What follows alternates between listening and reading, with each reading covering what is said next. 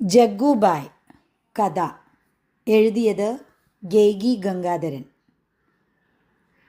രാജമാണിക്യം റിലീസാകുന്നതിനു മുമ്പ് തന്നെ ജഗ്ഗുബായ് പുലിയായിരുന്നു. പോൾ വോൾട്ടിൽ തൻ്റെ തന്നെ റെക്കോർഡുകൾ തിരുത്തിക്കൊണ്ടിരിക്കുന്ന ഇസൻബയേവയെപ്പോലെ മദ്യപാനത്തിൽ സ്വന്തം റെക്കോർഡുകൾ ജഗ്ഗുബായിയും തിരുത്തിക്കൊണ്ടിരുന്നു. 630 മില്ലി, അതായിരുന്നു അവസാനത്തെ നേട്ടം. ദിവസവും വൈകിട്ട് 7:30 മണിക്ക് തുടങ്ങുന്നു ജഗ്ഗുബായിയുടെ കർമ്മകാണ്ഡം. 7 മണി കഴിഞ്ഞേ ജഗ്ഗുബായ് മദ്യം കൈകൊണ്ട് തൊടുകയുള്ളൂ എന്നത് നിർബന്ധങ്ങളിൽ ഒന്നാണ്. എന്നാൽ 7:30-ക്ക് തന്നെ ആദ്യത്തെ 60 മില്ലി സോഡ ചേർത്ത് ഒറ്റ വലിക്ക് അകത്താക്കണം. അത് കഴിഞ്ഞിട്ടേയുള്ളൂ പിന്നെ എന്തും. ജഗദീഷ് നമ്പൂതിരി, അതാണ് ശരിയായ പേര്. വിളിക്കാനുള്ള സുഖക്കുറവോ കുറച്ചു ദിവസത്തെ മുംബൈ വാസമോ എന്തായാലും ജഗദീഷ് നമ്പൂതിരി എപ്പോഴാണ് ജഗ്ഗുബായി ആയതെന്ന് ജഗ്ഗുബായിക്ക് മാത്രമല്ല ആർക്കും തന്നെ അറിയില്ല. കാലത്തു മുതൽ വൈകുന്നതുവരെ സിറ്റി മുഴുവൻ കറങ്ങുന്നത് കാണാം. MG റോഡിൽ കടവന്ത്ര ജംഗ്ഷനിൽ തുടങ്ങി എവിടെ നോക്കിയാലും ജഗ്ഗുബായിയെ കാണാം.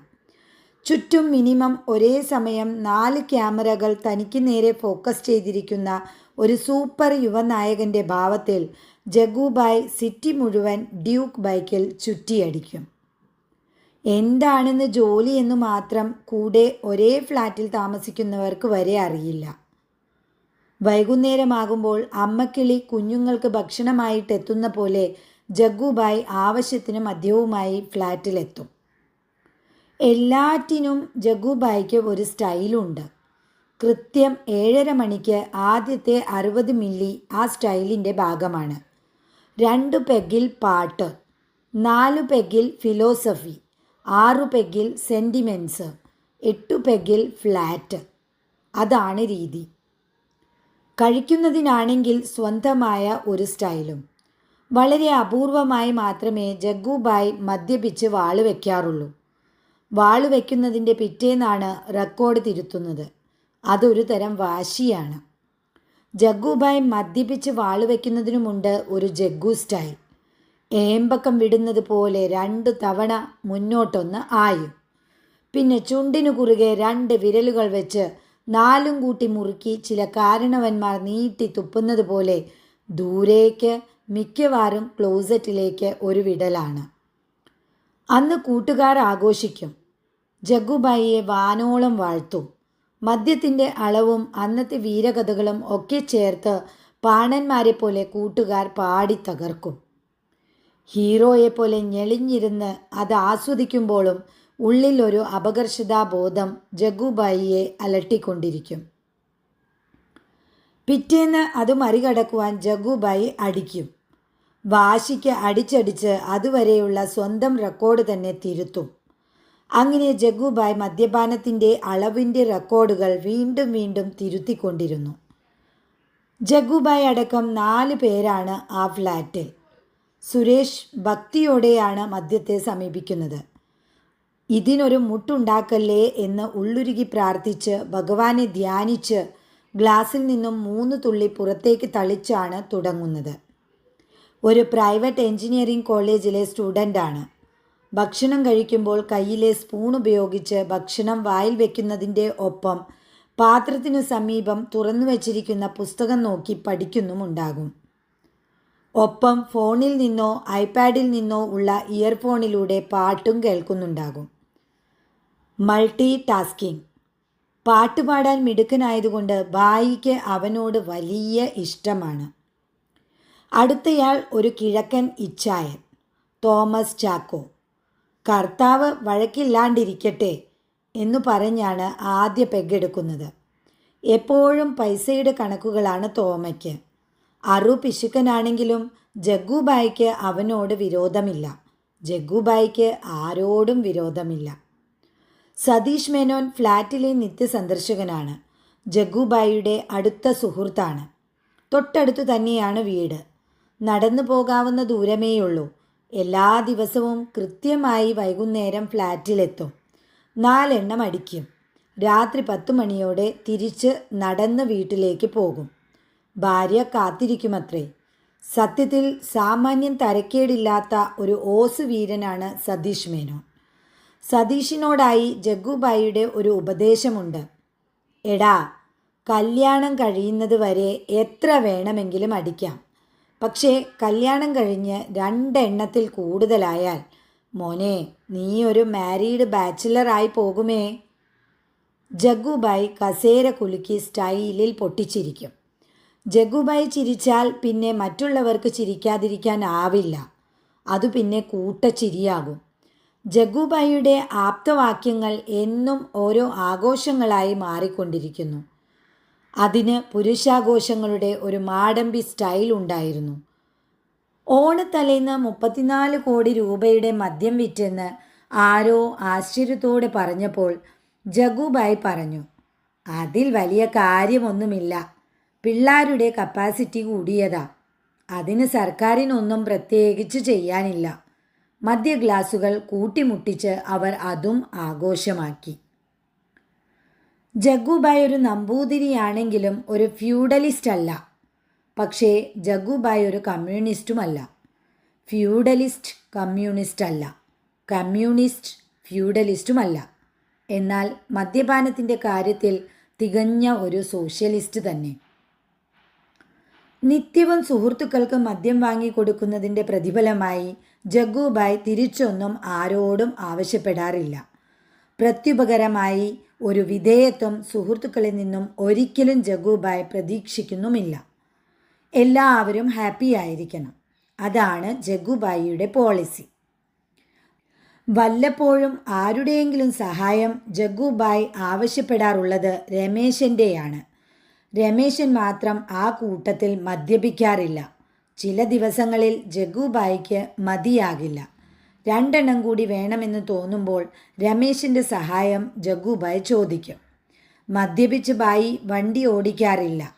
നിയമലംഘനങ്ങൾ കൊണ്ടുള്ള ഹീറോയിസത്തിന് ജഗ്ഗുബായിക്ക് ഒരു താല്പര്യവുമില്ല.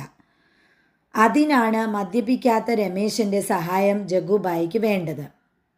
ടോപ്പ് അപ്പ്, അതാണ് ജഗ്ഗുബായിയുടെ ടെർമിനോളജി. രമേശൻ സന്തോഷത്തോടെ അതിന് തയ്യാറാകും. ബാറിന് മുന്നിലെത്തിയാൽ രമേശൻ പുറത്തു നിൽക്കും. ഒരൽപ്പം സ്ത്രൈണത കൂടുതലുള്ളതുകൊണ്ട് രമേശന് ബാറിൽ കയറാൻ നാണമാണത്രേ. ജഗ്ഗുബായി ചടപടാന്ന് 2 എണ്ണം വിട്ട് വേച്ച് നടന്നു വരുമ്പോൾ രമേശൻ 2 കൈയും കൊണ്ട് ജഗ്ഗുബായിയെ താങ്ങിപ്പിടിക്കും. അന്ന് ഫ്ലാറ്റിലെത്തി എവിടെയെങ്കിലും ഒന്ന് കുത്തിച്ചാരി നിർത്തിയാൽ പിന്നെ രമേശൻ്റെ മനസ്സ് സന്തോഷം കൊണ്ട് തുള്ളിച്ചാടുന്നുണ്ടാകും. മൊബൈൽ ഫോൺ രമേശൻ്റെ കയ്യിലേക്ക് വലിച്ചെറിഞ്ഞു കൊടുത്തിട്ട് ജഗ്ഗുബായി പറയും, ഇന്നാ നീ തിന്നോ, ഡാറ്റ കുറച്ച് ബാക്കി വച്ചേക്കണേ. മൊബൈൽ ഫോണാണ് ജഗ്ഗുബായിയുടെ മറ്റൊരു പ്രധാന വീക്ക്നെസ്. ചെവിയിൽ മൊബൈൽ ഫോണുമായിട്ടാണോ ജനിച്ചത് എന്ന് വരെ തോന്നിപ്പോകും. ബൈക്ക് ഓടിക്കുമ്പോൾ ഹെൽമെറ്റിൻ്റെ ഉള്ളിൽ ചെവിയോട് ചേർന്ന് വളരെ സൗകര്യമായി മൊബൈൽ ഫോൺ അനുസരണയോടെ ഇരുന്നോളും. നടക്കുമ്പോൾ ചെകിടത്തടി കൊണ്ട പോലെ ഫോൺ കൈപ്പത്തിക്കുള്ളിൽ വെച്ച് ചെവിയും പൊത്തി സംസാരിച്ചു കൊണ്ട് നടക്കും. 2 കൈയും എൻഗേജ് ആയാൽ പിന്നെ ഷോൾഡറിനും ചെവിക്കുമിടയിൽ ഫോൺ സ്വയം ബാലൻസ് ചെയ്ത് ഇരിക്കും. നഗ്നചിത്രങ്ങളുടെയും നീലചിത്രങ്ങളുടെയും ഒരു ഗോഡൗണാണ് ജഗ്ഗുബായിയുടെ മൊബൈൽ ഫോൺ. ചോദിക്കുമ്പോഴൊക്കെ വലിയ ഗമ കാണിച്ചാലും പുതിയ പീസുകളൊക്കെ ജഗ്ഗുബായി ഫ്ലാറ്റിലുള്ള ചങ്കുകളെ കാണിക്കാതിരിക്കാറില്ല. TV അവതാരക അനുവിൻ്റെ നഗ്നചിത്രം ബ്ലൂടൂത്ത് വഴി രമേശൻ ഡൗൺലോഡ് ചെയ്യുമ്പോൾ ജഗ്ഗുബായി പറഞ്ഞു, എടാ അത് അനു ഒന്നുമല്ല, ഏതോ ഒരു ഞരമ്പ് രോഗിക്ക് ഏതെങ്കിലും ഒരു പോസിൽ അനുവിനെ പോലെ തോന്നിയിട്ടുണ്ടാവും.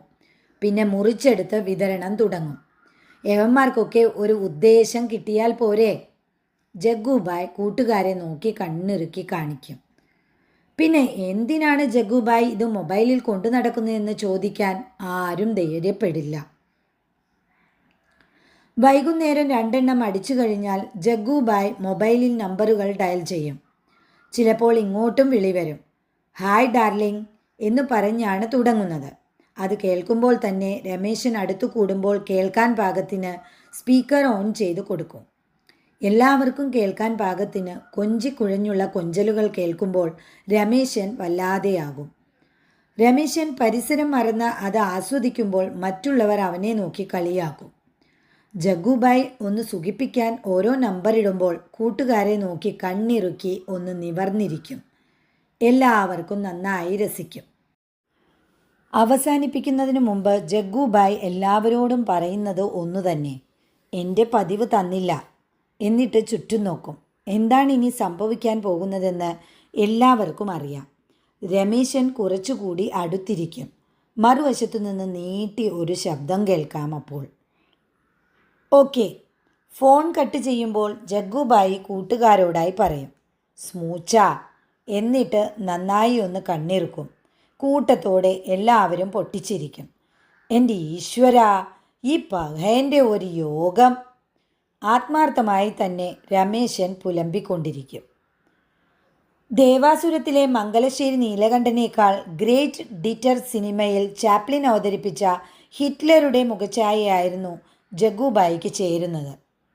പോരാത്തതിന് നെപ്പോളിയൻ്റെ ഉയരവും. എന്നിട്ടും ഈ പഹയൻ എങ്ങനെയാ ഇത്രയും പെൺകുട്ടികളെ വശത്താക്കിയിരിക്കുന്നത്? പലതരത്തിലുള്ളവർ. കല്യാണമൊക്കെ കഴിഞ്ഞ ചില ചേച്ചിമാർ വരെയുണ്ടത്രേ. കൂട്ടുകാരില്ലാത്ത സമയത്തുള്ള ചില കിടിലൻ സംഭാഷണങ്ങൾ വരെ ജഗ്ഗുബായ് റെക്കോർഡ് ചെയ്ത് കേൾപ്പിക്കാറുണ്ട്. ഹോ!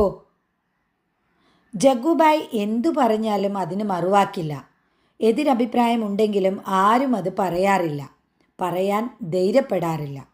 ആകാശത്തിന് താഴെയുള്ള എന്തിനെക്കുറിച്ചും ജഗ്ഗുബായ് അഭിപ്രായം പറയും. റെക്കോർഡിടുന്ന ദിവസങ്ങളിലെ ജഗ്ഗുബായിയുടെ വീരകഥകൾ തുടക്കം മുതൽ പാണന്മാരെ പോലെ കൂട്ടുകാർ അടുത്ത റെക്കോർഡ് വരെ പാടി പുകഴ്ത്തിക്കൊണ്ടിരിക്കും. ജഗ്ഗുബായ് അത് കേട്ട് ഞെളിഞ്ഞിരിക്കും. ചില ദിവസങ്ങളിൽ മദ്യപിക്കാത്ത രമേശനെ കളിയാക്കും. ഇവൻ മാത്രം നമ്മുടെ കൂട്ടത്തിൽ പാഴായി പോയല്ലോ. എല്ലാവരും കൂടെ രമേശനെ കളിയാക്കാൻ വേണ്ടി ഒന്നിച്ച് പ്രാർത്ഥിക്കും. ഇവന് നല്ല ബുദ്ധി കൊടുക്കണേ ഈശ്വരാ. രാത്രി 10 മണി കഴിഞ്ഞാൽ ജഗ്ഗുബായ് മൊബൈൽ ഫോൺ ഉപയോഗിക്കാറില്ല. നാവ് കുഴഞ്ഞു തുടങ്ങിയാൽ പിന്നെ സ്ത്രീകളുമായി യാതൊരു സമ്പർക്കവും പാടില്ലെന്നാണ് ജഗ്ഗുബായിയുടെ കണ്ടെത്തൽ. അതുകൊണ്ട് തന്നെ രമേശനും 10 മണി കഴിഞ്ഞാൽ പുതപ്പിനുള്ളിലേക്ക് ചുരുളും. എല്ലാവരും ഒരേ സ്വരത്തിൽ അപ്പോൾ പറയുന്നത് കേൾക്കാം: അവനുള്ളതായി. രമേശിനോടായി ജഗ്ഗുബായിക്കൊരു ഉപദേശമുണ്ട്. എടാ, ആണുങ്ങളായാൽ വൈകിട്ട് 2 എണ്ണം അടിക്കണം. ഇവൻ ആണാണോ എന്ന് എനിക്ക് സംശയമുണ്ട്. ഒരിക്കൽ മദ്യപിച്ച് ലക്കുകെട്ട ഒരു രാത്രി എല്ലാവരും കൂടെ രമേശനെ വളഞ്ഞു. പുതപ്പ് വലിച്ചു മാറ്റി. പിടഞ്ഞെണീറ്റ രമേശൻ്റെ മുണ്ടിന്മേൽ ജഗ്ഗുബായി കടന്നു പിടിച്ചു. രമേശൻ മുണ്ടിലെ പിടി വിടുവിക്കാൻ ആവതും ശ്രമിച്ചു നോക്കി. കൂടെയുള്ളവർ മദ്യത്തിൻ്റെ ലഹരിയിൽ ജഗ്ഗുബായിയെ പ്രോത്സാഹിപ്പിച്ചു കൊണ്ടിരുന്നു. രമേശൻ എതിർക്കും തോറും ജഗ്ഗുബായിക്ക് വാശി കൂടിക്കൊണ്ടിരുന്നു. എല്ലാവരും നോക്കി നിൽക്കെ രമേശൻ്റെ മുണ്ട് ജഗ്ഗുബായ് വലിച്ചൂരി ദൂരെ എറിഞ്ഞു. എല്ലാവരും ആർത്തു ചിരിച്ചു. രമേശൻ നഗ്നത മറയ്ക്കാൻ തന്നെ പാടുപെട്ടു. ജഗ്ഗുബായ് അവൻ്റെ നഗ്നതയിലേക്ക് നോക്കിക്കൊണ്ടിരുന്നു. എല്ലാവരും ആർത്തു ചിരിച്ചു. രമേശിനെ ഷണ്ടനാക്കി ചിത്രീകരിക്കുവാൻ എല്ലാവരും മത്സരിക്കുകയായിരുന്നു. രമേശൻ ബലാത്സംഗത്തിനിരയായ ഒരു പാവം പെൺകുട്ടിയെപ്പോലെ ആകെ പരിഭ്രാന്തനായിരുന്നു. മറ്റുള്ളവരെല്ലാം ആർത്തു ചിരിച്ചുകൊണ്ടിരുന്നു. അതൊരു വൃത്തികെട്ട ചിരിയായി അന്തരീക്ഷത്തിൽ അങ്ങനെ മുഴങ്ങി നിന്നു. രമേശൻ അന്നു രാത്രി മുഴുവൻ ആരും കാണാതെ തേങ്ങിക്കരഞ്ഞു. ആത്മാഭിമാനം നഷ്ടപ്പെട്ട വേദനയിൽ രമേശൻ പുലരും വരെ ഏങ്ങലടിച്ചുകൊണ്ടേയിരുന്നു. മദ്യത്തിൻ്റെ ലഹരിയിൽ മറ്റുള്ളവർ ആരും രമേശൻ്റെ വേദനയറിഞ്ഞില്ല. അവൻ്റെ തേങ്ങൽ കേട്ടതേയില്ല. എല്ലാവരും സുഖമായി ഉറങ്ങി. പിറ്റേന്ന് വൈകിട്ട് ജഗ്ഗുബായ് ഫ്ലാറ്റിലെത്താൻ 10 മിനിറ്റ് വൈകി. വൈകിയതിൻ്റെ വെപ്രാളത്തിൽ വാതിൽ തള്ളി തുറന്ന് അകത്തു കടന്നു. പകുതി കാലിയാക്കിയ കുപ്പിക്ക് മുൻപിലിരുന്ന് രമേശൻ ജഗ്ഗുബായിയെ ക്ഷണിച്ചു, ഒരു മത്സരത്തിനായി. വേറെയും 3 പൊട്ടിക്കാത്ത കുപ്പികൾ മേശപ്പുറത്തുണ്ടായിരുന്നു. രമേശൻ അപ്പോൾ ഗ്രേറ്റ് ഡിറ്റർ സിനിമയിൽ ചാർലി ചാപ്ലിൻ അവതരിപ്പിച്ച ഹിറ്റ്ലറുടെ മുഖഛായയുണ്ടായിരുന്നു. നെപ്പോളിയൻ്റെ ഉയരവും.